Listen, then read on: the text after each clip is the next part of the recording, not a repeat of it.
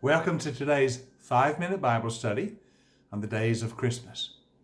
We are spending this Christmas season reflecting on its meaning for us and some of the traditions that speak so powerfully to us of the message in the season. Let me read to you a few verses from John chapter 1, verses 1 and 2. In the beginning was the Word. The Word was with God. The Word was God. He was with God in the beginning. Jesus is the Word of God to us. Jesus is the Word made flesh. God come among us that we might know God, that we might be in relationship with Him, that we might be saved by His grace. And in these days of Christmas, we're reflecting on the wonder that the Word, Jesus, became man, became one of us to save us, to redeem us, and to draw us back into relationship, into fellowship with God. What a wonder it is.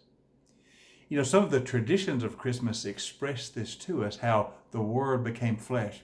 And in many of our traditions, we are trying to take the Word of Christmas and put it in a concrete form that people might understand it.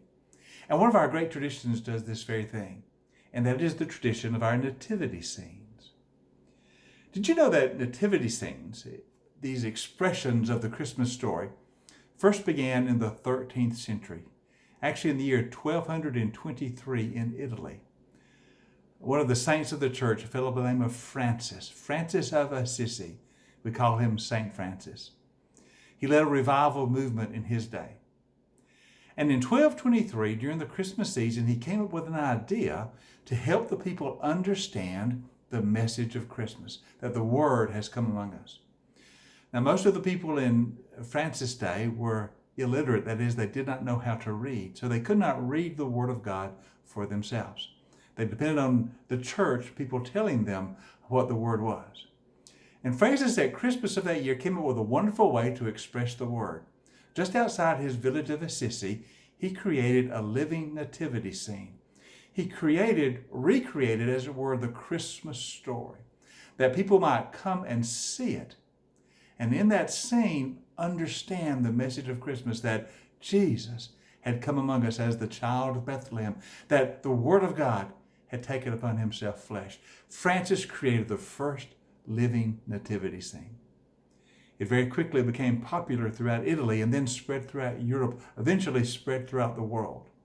And even today, all around the world, people create nativity scenes. Many churches create living nativity scenes, as Francis did, that people might see expressed the Christmas story, the Word become flesh among us. Now, eventually people enjoy the nativity scene, so they move them inside the church and they begin to create Christmas plays and Christmas pageants. And every year in churches across the land, we recreate the Christmas story in pageants and in plays, and yes, in cantatas. All of these come from Francis' idea of expressing in a visible form the message of Christmas, that the Word has become flesh. So I suspect that during your Christmas season this year, you have enjoyed such things. You have gone to nativity scenes and looked at that visible expression of the Christmas message. You've gone to Christmas plays and Christmas pageants and heard the Christmas story recreated. You've listened to cantatas and Christmas music presented in a way that brings the message home again. All of this is thanks to Francis of Assisi. The idea he had in the year 1223 to show in a visible form to the people of his village the Christmas message, to remind them that in the beginning was the Word, and the Word was with God, and the Word was God. He was with God in the beginning. The Word has become flesh among us, that we might know God, that we might believe and experience His saving grace. I love nativity scenes. I love Christmas plays. I love Christmas pageants. I love cantatas. And it all came from the idea of Francis of Assisi to have a visible expression of the Christmas message that the people might understand it. Thank you, Francis, for what you did. We still enjoy it today. Hope you're having a blessed Christmas season. I hope you're enjoying these 12 days of Christmas. I'll see you next time for our 5-minute Bible study on the days of Christmas.